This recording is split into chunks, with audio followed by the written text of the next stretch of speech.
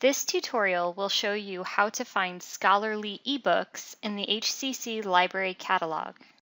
Make sure you are logged in before you start searching. Your borrower ID is your student ID number.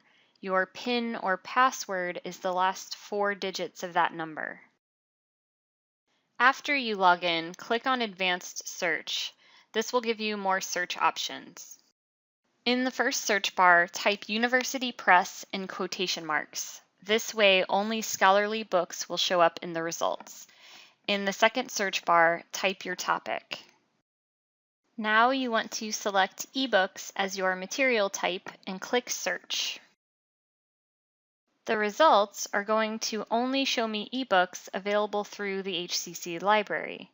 Notice that the publishers of my results are University Press. For example, this first one was published by the University Press of Mississippi. The author for the second result is the same person as my topic, Thomas Jefferson, which would make this a primary source and therefore not scholarly.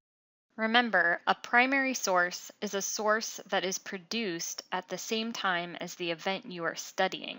If you see any encyclopedias or dictionaries in your results, they are reference sources and are also generally not considered scholarly sources, even if they are published by a university press. So let's take a look at one of these ebooks. Click View Online and then click the first link. You will see a catalog entry first, which gives you the information you need to cite this source. Notice that the publisher is a university press. To open the ebook, click the PDF full text link. At the top of the page, there are tools available that allow you to save, email, and print about one chapter's worth of pages. All of the chapters are hyperlinked, so you can click on one and start reading. The ebook interface also includes a search within feature. You can put some keywords into the search bar. For example, I am going to type in education, and the results will show you the chapters and pages where the words show up. This allows me to go right to the pages with the specific information I am looking for.